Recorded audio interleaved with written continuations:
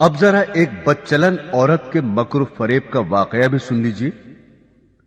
بنی اسرائیل کے یہاں ایک پہاڑ تھا جسے وہ بڑی عظمت والا سمجھتے تھے اور اس کی بڑی عظمت و توقیر کرتے تھے، اور اگر کسی بات کا فیصلہ کرتے وقت قسم کھانے کی نوبت آتی تو اس پہاڑ پر چڑھ کر قسم کھاتے اور اسے وہ سچا سمجھ لیتے۔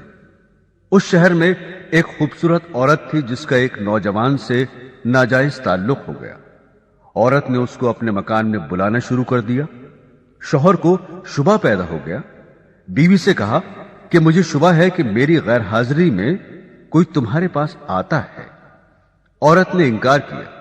شوہر نے کہا اگر تو سچی ہے تو پہاڑ پر چڑھ کر قسم کھا لے کہ تیرا کسی سے ناجائز تعلق نہیں ہے۔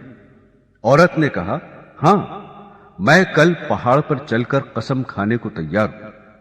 ادھر اس نے اپنے آشنا سے کسی طرح چھپ کر یہ کہہ دیا کہ کل تم پہاڑ کے نیچے ایک گدھا لے کر کھڑے رہنا، میں اور میرا شوہر پہاڑ پر چڑھنے کے لیے وہاں آئیں گے اور میں شوہر سے کہوں گی کہ پہاڑ پر چڑھتے ہوئے میں تھک جاؤں گی، اس بہانے تمہارا گدھا کرائے پر لے کر میں اس پر سوار ہو کر پہاڑ پر چڑھوں گی۔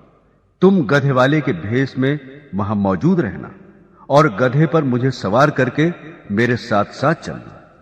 چنانچہ جب دوسرے روز میاں بیوی پہاڑ پر چڑھنے کے لیے گھر سے نکلے اور چلتے چلتے پہاڑ کے پاس پہنچے تو وہاں اس کا آشنا گدھے والے کے بھیس میں گدھا لیے کھڑا ہوا تھا۔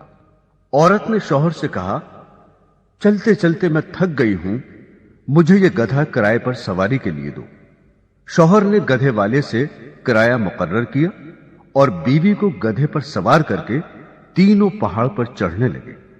جب وہ جگہ آئی جہاں لوگ قسمیں کھاتے تھے تو اس مکار عورت نے اپنے آپ کو گدھے سے نیچے گرا دیا اور اس گرنے میں اپنی رانے وغیرہ قابل سطر بدن بھی ننگا کر دیا، اور ایسی صورت پیدا کر دکھائی کہ شوہر نے یہی سمجھا کہ گدھے سے اتفاقاً گر گئی اور گرتے ہوئے اتفاقاً ننگی ہو گئی ہے۔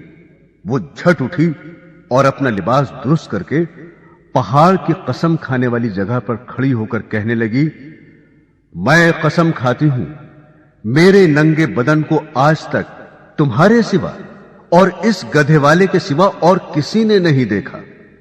شوہر مطمئن ہو گیا کیونکہ اس نے یہ سمجھا کہ اس گدھے والے نے اسے گدھے سے گرتے ہوئے اس کا ننگا بدن اتفاقاً دیکھا۔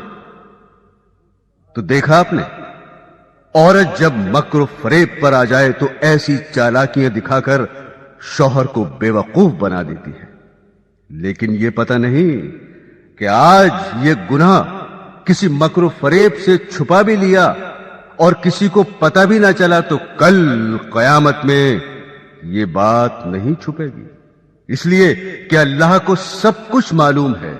اللہ سے کوئی کام چھپا ہوا نہیں، دنیا والوں سے چھپ سکتا ہے لیکن اللہ تعالی سے نہیں چھپ سکتا، اور اللہ کے نبی صلی اللہ علیہ وسلم نے اس کا عذاب بتا دیا کہ ایسی عورت سینے کے بل جہنم کے اندر جلے گی۔